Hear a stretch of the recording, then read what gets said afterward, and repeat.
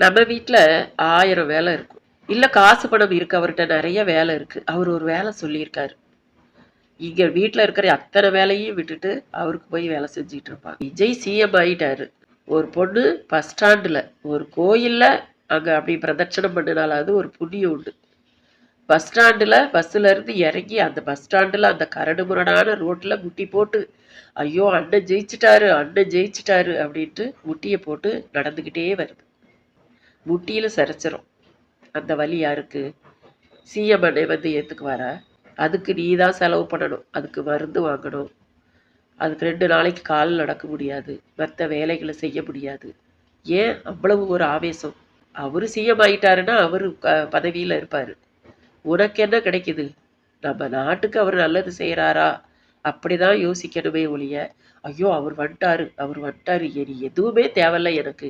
நான் சோறே திங்க வேண்டாம். அப்படியே நான் நடந்துருவேன். அப்படின்னா முடியுமா? நாளைக்கு நீ சாப்பிடணும். அதுக்கு நீ வேலை செய்யணும். அங்க போய் கோஷம் போட்டுக்கிட்டு இருந்தா நடக்குமா? அளவுக்கு அதிகமான இந்த ஒரு பற்று தேவையில்லாத ஒண்ணு. அப்படியே அழுது அழுது பேசி, அவங்க வீட்ல யாருக்காவது ஏதாவது ஒரு விஷயம் அப்படின்னா, அந்த அளவுக்கு உணர்ச்சி வசப்பட்டு அழுவாங்களா? உணர்ச்சி வசப்பட்டு பேசுவாங்களா? அவரும் நம்மள போல ஒரு மனிதர் தான். எதுவுமே ஒரு அளவு தாங்க. அளவுக்கு மிஞ்சினால் அமிர்தமும் நஞ்சு. இத முதல்ல புரிஞ்சுக்கோங்க.